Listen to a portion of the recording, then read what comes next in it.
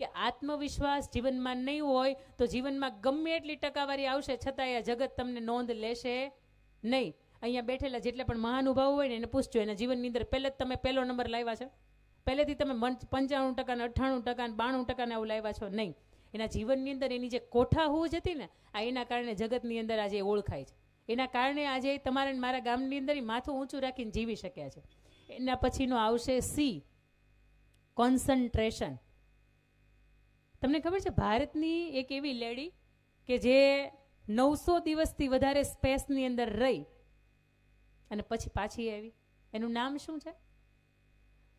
હા, સુનિતા વિલિયમ્સ. કેમાં પરત આવ્યા? શેમાં બેસીને પરત આવ્યા? ન્યૂઝપેપર કોણ વાંચે? અમારા બા દાદા વાંચે? કેટલા ઘરે ન્યૂઝપેપર આવે છે? આ તો છોકરી શાળામાં આવે છે બાળકો માટે, લાઇબ્રેરી માટે. હવેથી છે ને એક કામ એ કરજો કે ક્લાસની અંદર રૂટીન તમારી રોજ પ્રાર્થના શરૂ થાય ને તો પહેલા 5 મિનિટની અંદર 1 નંબરનો પહેલો વારો કે રોજના દિવસના 5 ન્યૂઝ છે ને એ તમને કહેવાના છે. બીજા દિવસે 2 નંબરનો વારો, એને બીજા 5 ન્યૂઝ કહેવાના છે. એડવાને તમે કદાચ પેપર નથી વાંચતા પણ એ 5 ન્યૂઝ તમારા સુધી પહોંચે ને તો મારે જેવું કોઈક સવાલ પૂછે ને તો તમે જવાબ દઈ શકો. એલોન મસ્કને ઓળખો છો ભાઈ? કોણ છે એ પૂછો માં, એ નથી પૂછવાનું. એલોન મસ્કને ઓળખો છો ને? વિશ્વના ધનાઢ્ય વ્યક્તિ પૈકીનો બીજો ક્રમાંક પ્રાપ્ત કરે કે જેની પાસે દુનિયામાં સૌથી વધારે રૂપિયા હોય ને એમાં બીજા નંબરનો વ્યક્તિ એટલે એલોન મસ્ક. એલોન મસ્કની સ્પેસ કેપ્સ્યુલ હતી કે એની અંદર સુનિતા વિલિયમ્સ બેસીને પરત આવ્યા. 200 કરોડના ખર્ચે અહીંથી મોકલી, એમાં એ બેઠા ને પરત આવ્યા. આપણી પાસે કોઈ એવું સંસાધન નહોતું કે સુનિતા વિલિયમ્સને પછા અહીંયા લાવી શકીએ. પણ એલોન મસ્ક જ્યારે નાના હતા, પેલું કબૂતર ઉડે, આખો દિવસ ઉડી આવે, ફરીથી એના માળા ઉપર પાછું જાય ને તો એને વિચાર આવે કે કબૂતરને કોણ એવું કહેતું છે કે આજ તારો માળો છે? દેખાવમાં તો બધાય કબૂતર હરખા લાગે છે અને માળા એ બધાને સરખા હોય, છતાં આ કબૂતરને કેમ ખબર પડતી છે કે અહીંથી ઉડાઈને પાછું ન્યા જવાય? ભવિષ્યમાં મારે પણ એવા રોકેટ બનાવવા છે કે અહીંથી જ ઉડે, પાછું અહીંયા જ પાછું આવે. આપણી કલ્પના ચાવલાને આપણે ખોઈ છે. શું કામ એને? કે સ્પેસ જ્યારે ગુરુત્વાકર્ષણની અંદર આવ્યું ને ત્યારે એ બળી ગયું હતું. બધા સ્પેસ એવા નથી કે અહીંથી ઉડે ને પાછા ન્યા પરત ફરે. આ નાનપણથી વિચાર છે એનો પોતાનો કે મારે મોટા થઈને આ બનાવવું છે. એટલે એ જ્યારે કબૂતર ઉડે ને પાછું બેસે, આ પ્રક્રિયામાં જ્યારે મશગુલ હોય ને ત્યારે એના મમ્મી એને એવું કે બેટા જમી લ્યો, બેટા સૂઈ જાઓ. એલોન મસ્ક એક પણ પ્રકારનો જવાબ આપે નહીં. મોટા થાય થોડા એટલે એના મમ્મી ડૉક્ટરની પાસે લઈ જાય. ડૉક્ટરને એવું કે એના કાનમાં કંઈક તકલીફ લાગે છે, હું એને ક્યારેય પણ બોલાવું તે સાંભળતા જ નથી, મારા દીકરા સાંભળતા નથી. એટલે ડૉક્ટરે પાછા પૈસા ખંખેરવાટ્યું શું કે હા એના કાનની અંદર તકલીફ છે, એનું ઓપરેશન કરે પાછો. ફરીથી પોતે જ્યારે કબૂતર ઉડે ને અહીંયા જોવાની પ્રક્રિયા શરૂ થાય ને એટલે ફરીથી પોતે ભૂલી જાય પોતે કઈ અવસ્થામાં છે. અને વર્ષો પછી જ્યારે આપણને સ્પેસએક્સની અને ટેસ્લાની ભેટ આપી શકે ને, એ નાનપણથી તમારું ધ્યાન આટલું બધું પાવરફુલ હોય ને તો આપી શકે. C four concentration. કોન્સન્ટ્રેશન તમારું મજબૂત હોય ને તો આપી શકે. તમને ખબર છે દ્રૌપદીના સ્વયંવર વખતે અર્જુને કઈ પરીક્ષામાંથી પસાર થયા હતા? અર્જુનને કઈ પરીક્ષા આપવી પડી હતી ત્યારે દ્રૌપદીના સ્વયંવરની અંદર એને હાર પહેરાવી શક્યા? હવે યાદ કરજો, હું તમને કહીશ. નીચે જોવાનું હતું, પાણીનો પ્રતિબિંબ હતું, ઉપર માછલી તરતી હતી અને ફરતી હતી. એ ફરતી માછલીની આંખ વીંધવાની હતી. બોલો હા કે ના? જોવાનું ક્યાં હતું? નીચે. અને એક બાજુનું તીરથી પહેલા જ પ્રયત્ને અર્જુન એની આંખ વીંધી શક્યા હતા? હા કે ના? કોન્સન્ટ્રેશન, તમારું ધ્યાન કેન્દ્રિત હોય ને તો થાય. તમે કાનની અંદર ઓલા પપોડા નાખ્યા હોય અથવા તો તમે ટીવી કે મોબાઈલ જોતા હોય ને મમ્મી બોલાવીને થાકી જાય ને છતાં આપણે ધ્યાન નથી દેતા. હા કે ના? બરો હા હા. પણ અમે પુસ્તક આમ ખોલીને બેઠા હોય અને બાજુમાં કોઈ પણનો અવાજ આવે અને હજી તો નામ લેતા હોય કે મહેમાન આવ્યા, પણ મહેમાન તમારે 3 પેઢીએ હગા નથી થતા. તમે તમારું પુસ્તક ખોલ્યું છે ભાઈ, ન્યા જોવો ને. સ્વામી વિવેકાનંદ કે જેમના પટાંગણની અંદર તમે હું આવતીકાલનો એનો જન્મદિવસ છે ઉજવવાની તૈયારીમાં છીએ, પોતે એક વખત દીવાના અજવાળે બેઠા બેઠા વાંચતા હતા. આજ મેરે યાર કી શાદી હે કરતી કરતી એક બારાત ત્યાંથી પસાર થઈ, 2-4 જાનૈયા હતા ને પાછળ રહી ગયા. એટલે એણે સ્વામી વિવેકાનંદની પાસે આવીને એને પૂછ્યું કે અહીંથી જાન પસાર થઈ? ત્યારે સ્વામી વિવેકાનંદે શું કીધું ખબર છે? મને નથી ખબર, હું તમને પૂછું અહીંથી જાન પસાર થઈ. તમે વિચારો એ વાંચતા હશે તો પાવરફુલ કેટલું એનું ધ્યાન હશે.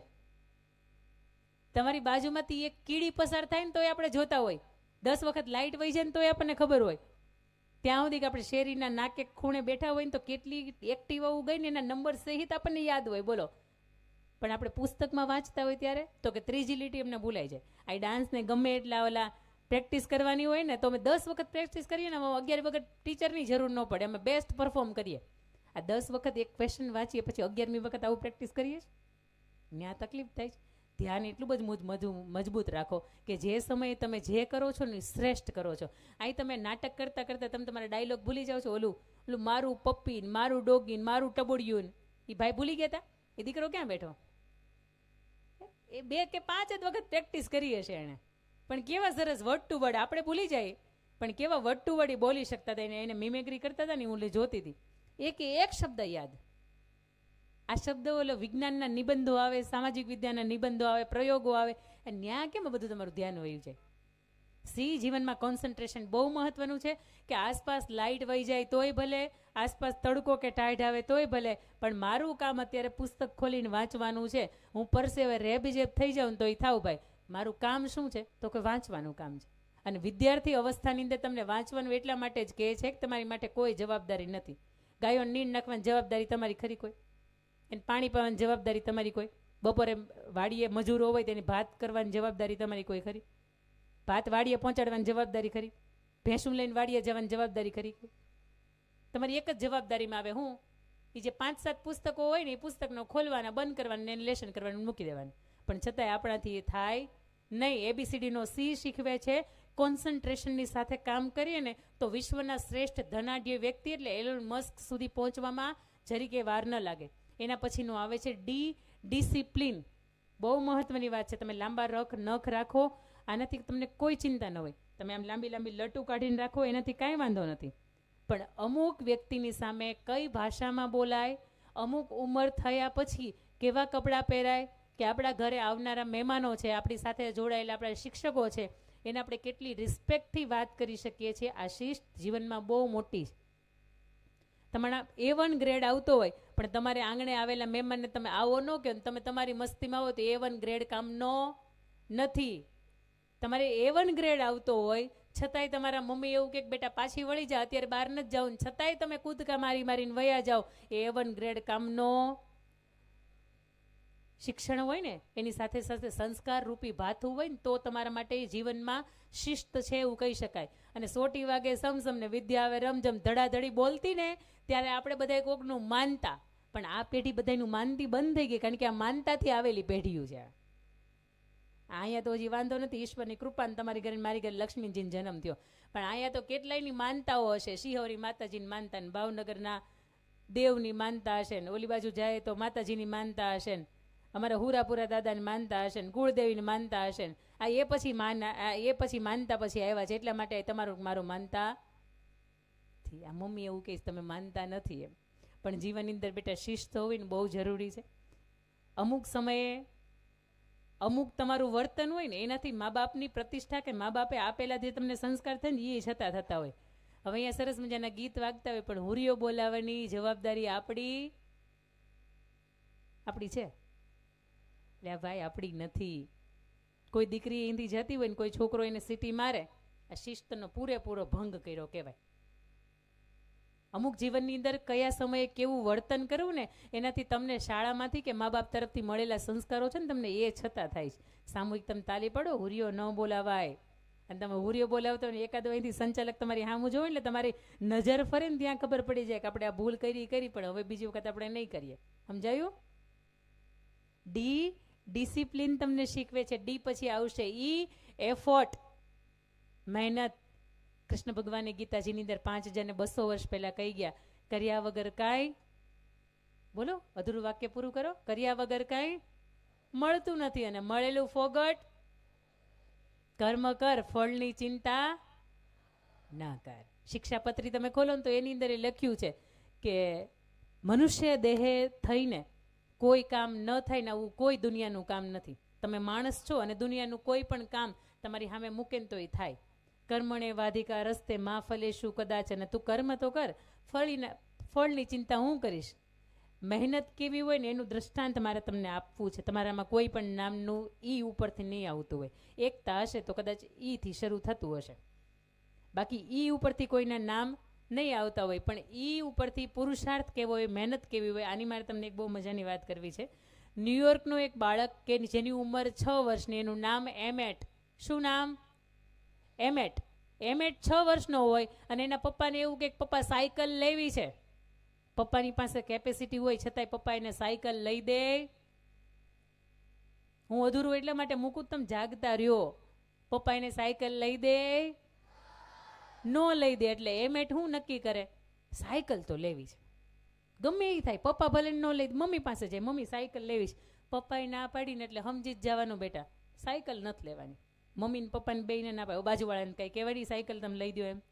ન્યુયોર્કની અંદર એની ભાષાની અંદર આ ઘટના આખી એની ભાષાની અંદર છે, પણ હું તમને ગુજરાતી ભાષાની અંદર એની વાત કરું છું. એ એમેટ વિચારે કે હવે શું કરી શકાય. યુટ્યુબ તો ખોલતા આવડે ને, આજના બાળકોને યુટ્યુબ તો ખોલતા આવડે ને. એમાં આમ ઓલું બોલે ને, આમ પકડીને આમ કરી એમ બોલે ને કંઈ પણ વસ્તુ, તો એ અંદર તરત આવે દ્વારિકાનો નાથ મારો રાજા રણછોડ છે. એટલે આખા ગીત જેટલા પણ કોરિયોગ્રાફી થઈ હોય ને બધા આવે. એમાં તમે સર્ચ કરો કે રાધાનું ગીત તો બધા આવે. તમે એમાં સર્ચ કરો કે ફિઝિક્સ, એના વિશે મારે જાણવું તો બધું આવે. એના વિશે તમે કાંઈ પણ સર્ચ કરો એટલે આમ પકડીને, એટલે એમાં લખવાની જરૂર નથી. એટલે નાનું જે ટાબરિયું છે ને 5-6 વર્ષનું, એ શું કરે? જોની જોની યસ પાપા, એટલે આખી ઓલી પોએમ છે ને આવી જાય. પછી બેઠું એ મોજથી આમ આડો ફોન રાખીને જોતું હોય, જોવા દેવાનું 5-10 મિનિટ એને દેવાનું. કારણ કે હવે તમે ના નહીં પાડી શકો, હાવ થોડુંક દૂર રાખીને 5-10 મિનિટ જોવા દેવાનું. એટલે એને આત્મસંતોષ થઈ જાય કે મમ્મી હાવ ના નથી પાડતી. મમ્મી તો કે માથે 2 શિંગડા છે, પપ્પા તો કે માથે 2 શિંગડા છે. આ ખીજાવા હાટુથી જ આપણા જીવનની અંદર આવ્યા છે. હમણાં તમે જોયું ને નાટક જોયું ને, એની અંદર આવતું હતું બધાને મમ્મી પપ્પા કે આવા જ હશે. મારા મમ્મી પપ્પાએ આવા, તારા તો કે મારા આવા જ છે. સતત ખીજાવ છો ને એટલે આ ટિકટોકની જનરેશન છે અને તમે ટક કરો છો ને એને ગમતું નથી. આ 6 વર્ષનો એમેટ નક્કી કરે શું કરી શકાય. રમકડા મારા જેટલા પણ ઘરની અંદર છે એને વેચી નાખો. એના ઘરની અંદર પોતાના જેટલા પણ રમકડા હતા ને બધાને વેચી નાખે. એમાંથી 4500 રૂપિયા આવે અને સાયકલની કિંમત 6000 રૂપિયા. હજી ઘટે ને? કેટલા ઘટે? હા, તમે જાગો છો, ગણિત તમારું પાવરફુલ છે, વાંધો નથી. 1500 રૂપિયા ઘટે. શું કરી શકાય?